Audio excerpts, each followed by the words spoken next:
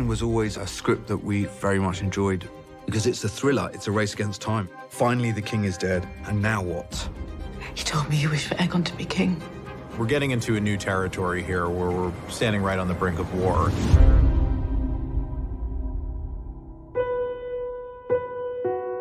We saw this episode as a real kind of Hitchcockian suspense film. Everything explodes and Alicent and Otto try to control the situation. So they get everyone and go into the small council chamber and try and work out what to do. Well, at least that's what Alicent thinks. Alicent's horrified because she realizes not only is her husband dead and she has to process that, but secretly her council has been plotting for this very day to come so that they can overthrow Rhaenyra and install Aegon, her son, on the throne, which is the thing that she's wanted, but she didn't want to do it through dastardly deeds.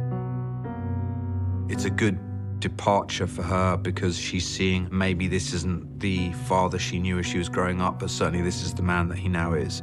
I will not have this. To hear that you have plotted to replace the king's chosen heir. We liked the idea that Beesbury was an honorable man at his core and a real fan of Viserys. And he seems to be this kind of doddering old man who's losing his grip a bit on his faculties. But then we love that he makes this final triumphant last stand and calls everybody in the room a liar and a traitor and then dies for it, but goes out in a very unexpected but I think honorable way. Season 1 is quite an internal story about the dissolution of a family, and therefore we don't really get out much. And once we're out there, we really felt we wanted to make the most of it. Otto Hightower decided they need to murder Rhaenyra and Daemon and their whole family so as not to have an opposition. Alicent refuses to let that happen, and it sets off this race for both of them to find Aegon because each of them wants to influence him. Where is Aegon? Not here. Otto sends the Cargill twins, Sir Eric and Sir Auric.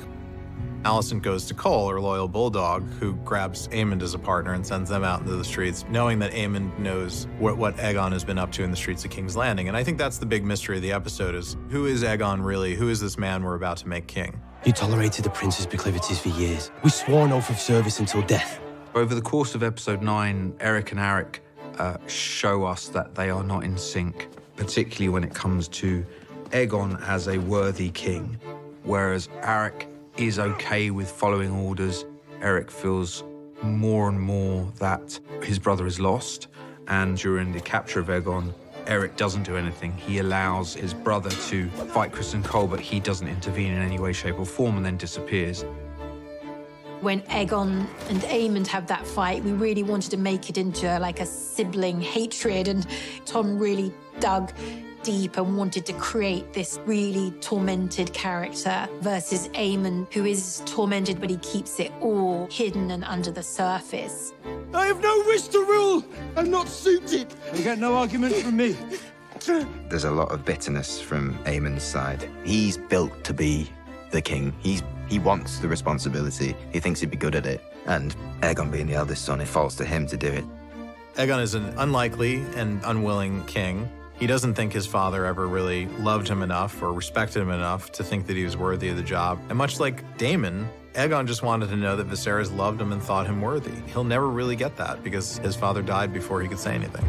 You love me. You imbecile.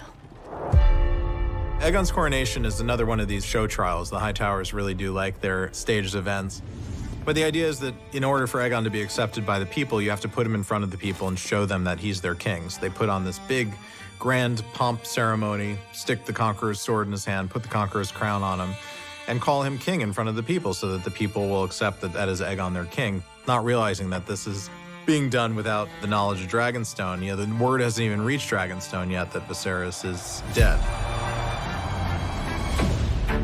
So Rhaenys wakes up and realizes that she's a prisoner because should she get out, the fear is that she'll go straight to Rhaenyra and tell her what's going on. Eric Cargill, who's had enough of Aegon and does not want to see him become king, defects from the Kingsguard and takes Rhaenys out of the castle with him, right in the midst of this big roundup to witness the coronation.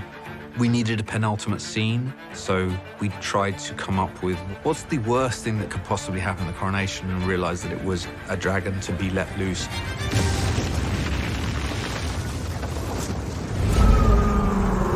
Rhaenys she's the queen who never was. She's a triumphal dragon rider. We wanted a triumphal moment for her at the end of the season. We really wanted to make sure that there was meat on her character. Rhaenys was not passive, and it felt this was an incredibly valuable moment to, rather than have her just bear witness to something, be able to take part in it, but her moral standpoint become the reason for inaction rather than action. She knows if she sets fire to that dais, she ends any possibility of war and probably sets peace throughout the realm. But I think probably doesn't want to be responsible for doing that to another mother. And it's a complex choice, and one that people might dispute or have a problem with. But that's the choice Rhaenys makes in that moment. We see her busting out and being the one that's going to take the news to Dragonstone of the coup and of Rhaenyra's throne being stolen is a great, great heroic moment for her character.